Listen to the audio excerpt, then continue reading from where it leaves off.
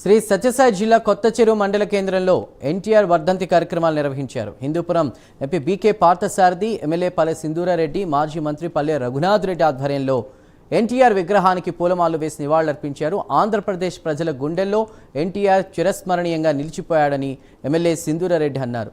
పేదలకు ₹2 కిలో బియ్యం ప్రవేశపెట్టి చారిత్రాత్మక నిర్ణయం తీసుకున్నారని తెలిపారు.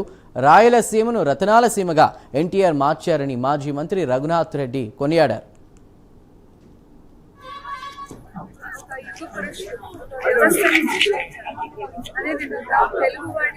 ప్రపంచ చరిత్ర పట్టణంలోని ఒక గొప్ప స్థానం కల్పించింది.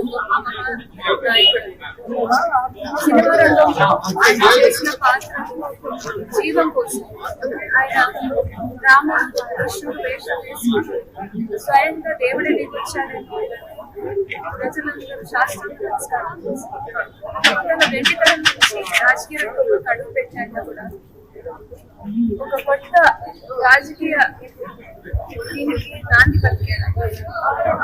ఎలా అంటే సమాజమే ఒక దేవాలయం, ప్రజలే దేవుళ్ళగా భావించి ఆయన ప్రతి ఒక్కరికి సేవ చేయాలనే ఉద్దేశం